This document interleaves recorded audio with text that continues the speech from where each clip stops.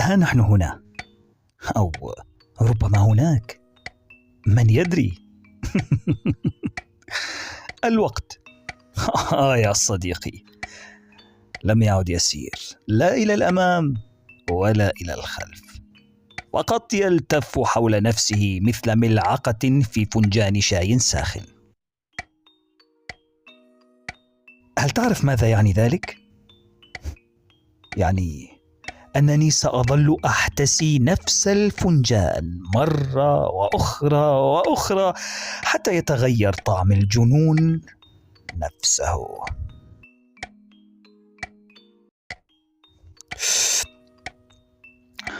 لكن أتعلم ما المدهش في الأمر؟